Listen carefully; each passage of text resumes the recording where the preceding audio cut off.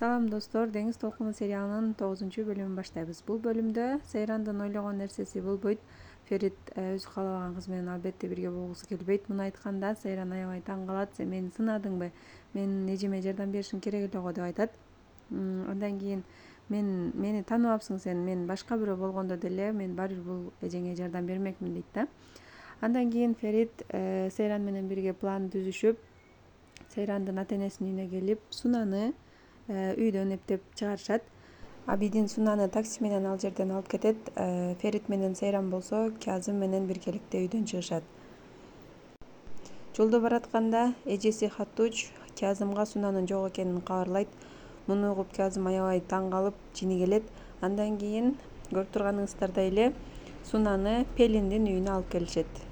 Себеби ишеничтүү жер ошол жер болуп турган да.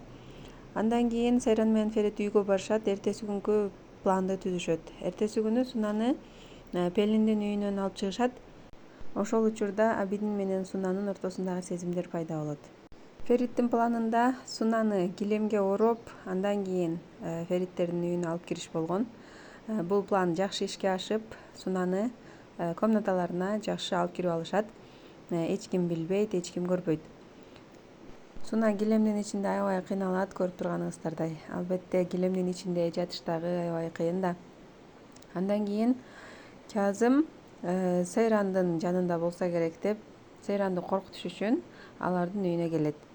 Муну уккан Суна аябай коркот. Андан кийин атасы Сейрандардын комнатасына кирип келет. Бул учурда Ферит дагы жок болуп калат комнатада. Учурдан пайдаланып, Казым дагы мурунку өзүнүн кылганын кылып, Сейранды бууп, айтасың сен билесиң каякта, эжең каякта деп аны аябай зордойт, урат. Муну көргөн Суна чыдай албайт. Акыры атасынын башына бир нерсе менен чаап салат.